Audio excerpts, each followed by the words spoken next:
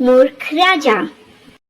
एक नगर में सूरज सिंह नाम का राजा राज करता था। राजपाट उसे विरासत में मिला था।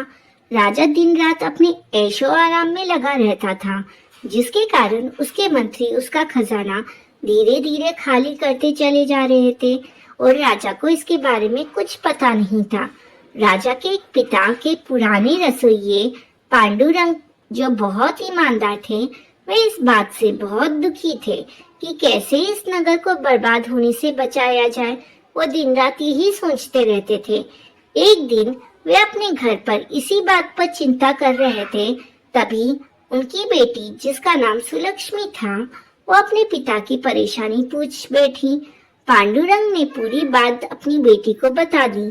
सुलक्ष्मी ने अपने पिता को एक उपाय बताया, जिसे सुनकर पांडुरंग बहुत खुश हुए। अगले दिन वे राजा सूरज सिंह के सामने गए और उनसे कहा, महाराज, आज आपके लिए जो खाना बनने वाला है उसमें किसी प्रकार की कोई भी मसाले नहीं होंगे। राजा को चटपटा खाना बहुत पसंद था। उसने कहा, पांडुरंग, हमारे पिता के पुराने रसोइये हो तुम, इसलिए हम आपकी बहुत इज्जत करते हैं, लेकिन इसका यह मतलब नहीं कि आप कुछ कहेंगे आपसे नहीं बन सकता है तो हम कोई दूसरा रसोइया नियुक्त करेंगे, आप जा सकते हैं। तब पांडुरंग ने कहा, ठीक है महाराज, लेकिन मैंने ऐसा क्यों कहा, इसका कारण तो जान लीजिए।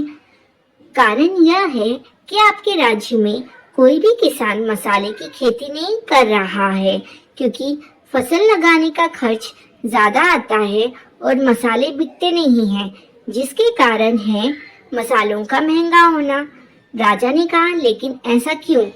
पांडुरंग ने जवाब दिया, महाराज, आपका आधा खजाना खाली हो चुका है। राजमहल के सभी दरबारी उसे खाली कर रहे हैं। आपका पूरा खजाना खाली होने में बहुत कम वक्त बचा है। अभी तो मसाले बंद हो गए हैं, आगे खाना भी बंद हो जाएगा। राजा को अक्ल आ गई। उसने कहा, पांडुरंग जी, आज से आप मेरे महामंत्री और कोषाध्यक्ष हैं और आप इन सभी मंत्रियों को फांसी पर लटका दीजिए। यह सुनकर सभी मंत्री राजा से माफी मांगने लगे। तब पांडुरंग ने कहा, महाराज, इन्हें एक मौका दीजिए, ये अपना काम सही से करेंगे, नहीं तो इन्हें फिर सजा मिलेगी। राजा ने पांडुरंग को अपना सारा कार्यभार संभलवा दिया।